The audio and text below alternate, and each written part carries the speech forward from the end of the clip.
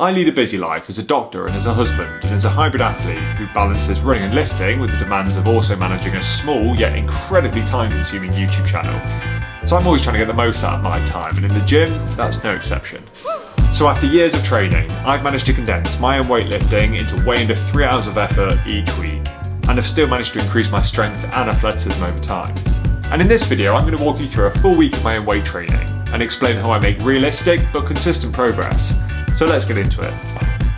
And hello, it's now Monday, everyone's least favourite day of the week, but the working day is now over and done with, so it's time for the gym. So I usually do about 3 different gym sessions a week, and I typically split that into a Monday, Wednesday and Friday session. And in today's session, I'll be doing some squats and then a few different pressing movements.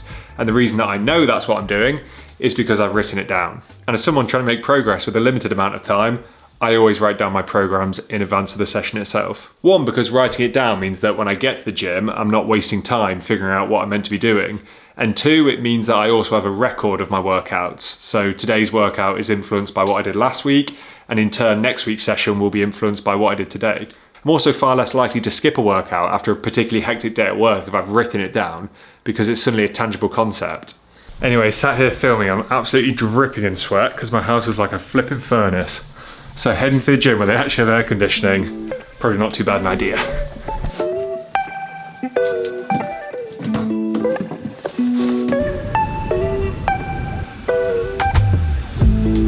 So we've just got to the gym. I've got Lil here with me for moral support and hopefully going to be in and out within an hour. So let's see how I get on. Let's go.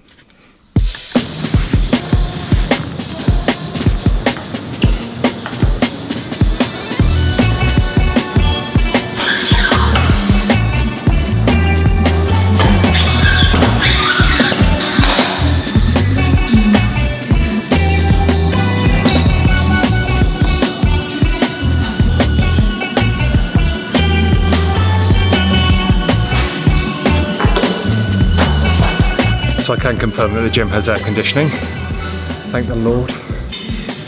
Because I'm interested in making the most of my limited time in the gym, exercise selection is really key.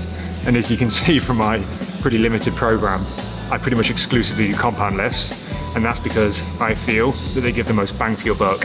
So if you're short on time and you want the maximum stimulus and to move the heaviest weight in that short period of time, I think you can look no further than compound lifts. So if I had to pick between a heavy chin-up, which utilises multiple different muscle groups, including my core, or a bicep curl, I'm going to pick the heavy chin-up every single day of the week.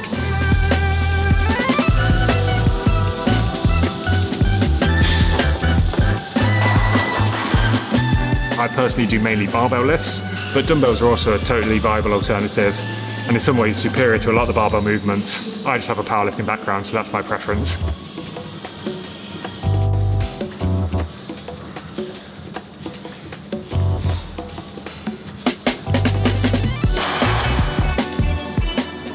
So all done at the gym, in and out in 55 minutes, according to my watch. And yeah, really good session. And that was with me faffing around, filming and talking to camera, only a fraction of which you probably saw. But yeah, a typical Monday evening session for me, and that's everything for today, and I'll see you again on Wednesday. And again, a long day at work, left the house at around 7:30 this morning, just got back, it's now around 6 o'clock, and it's time for my second workout of the week. And this is what I've got planned today. And as you're probably starting to notice, my workouts all look pretty similar. So full body sessions incorporating multiple different heavy compound lifts. And although I was pressing only 2 days ago, again, if you look at my program today, some more bench press, and that is intentional. Because I only have 3 short 1-hour sessions in the gym each week, one way of maximizing my ability to build strength and muscle within these confines is to increase my frequency. So to hit the same muscle group multiple times in that same week. And splitting all this pressing work, for example, into 2 separate training sessions means that I'm able to work at an average higher intensity across all my working sets for the same total training time, compared with if I bundled it all into one single pressing day, where I'd be more susceptible to the effects of cumulative fatigue throughout the workout. And also, as someone who regularly runs over 40 kilometers a week, not having one massive leg day, which renders me completely incapable of walking for the next 72 hours, is a big benefit. Right, so change of scenery for today's workout. And I'm sorry for what you're about to see, but this is my home gym. I doubt any YouTuber has ever been more in need of a home gym transformation video.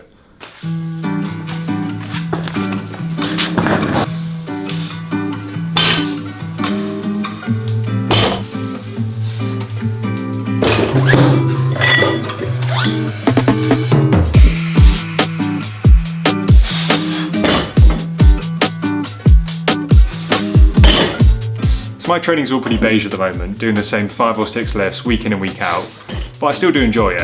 And no doubt after a few months of putting in some hard work in what I suppose I call a strength block at the moment, I'll be ready to move on and mix things up.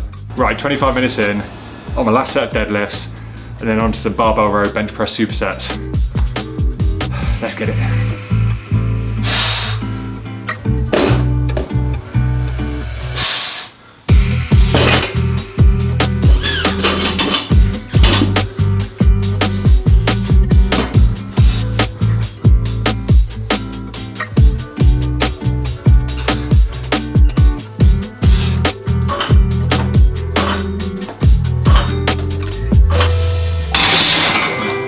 So as I was saying, mixing up my own training once in a while is really important because this variety is what stops me from getting bored. So that could be picking different exercises, mixing up my rep schemes, or doing different variations of the same lift. Either way, it's your own preference. That's why you'll never catch me telling anyone exactly how to train or to copy my own style of training, because you might hate deadlifts and find like they fry your nervous system, or you might prefer dumbbells over barbell movements because you find like you get a better stretch at the bottom.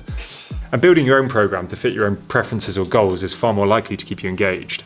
And when time is a precious commodity around a busy work or home life, staying engaged with your training is critical to staying consistent, speaking from experience at least.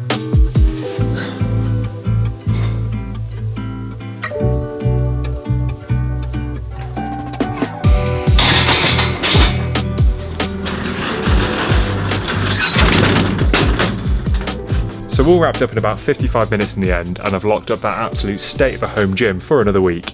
So that's 2 out of 3 of my sessions done so far, and if my calculations are correct, that means I'll see you again on Friday. And the working week is finally over, but there's still one last thing to do, and that's to train. So today's session is, you guessed it, more compound lifts. So I'm going to be hitting some heavy squats, some weighted chin-ups, some face pulls. It should all be over nice and quickly. I'm hoping well within 45 minutes. And I always talk about progressive overload in my training, which is the idea that you should be gradually building up your training volumes over time to force your muscles to adapt, which is to get bigger and stronger. So last week my heavy squats were this, and this week they're more like this. And after a few weeks of training like this, when I'm struggling to lift the last rep of the last set, I'll mix up my variation of the exercise I'm doing or the rep scheme that I'm working at and rinse and repeat.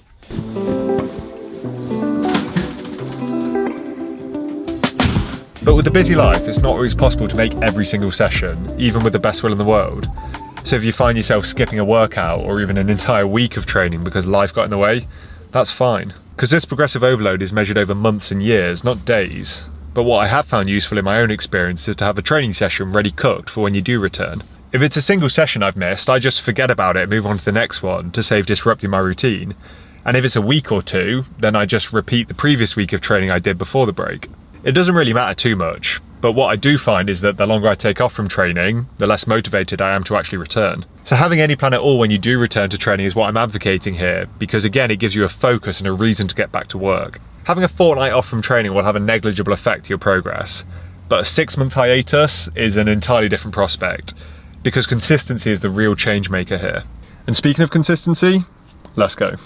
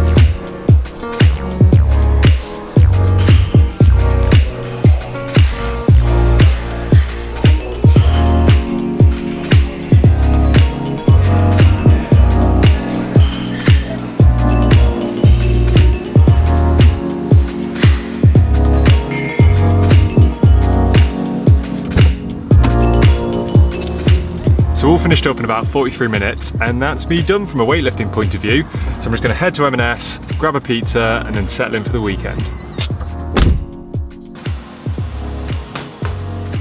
So I'm all home and showered, pizza in the oven, and the non-alcoholic beer's flowing.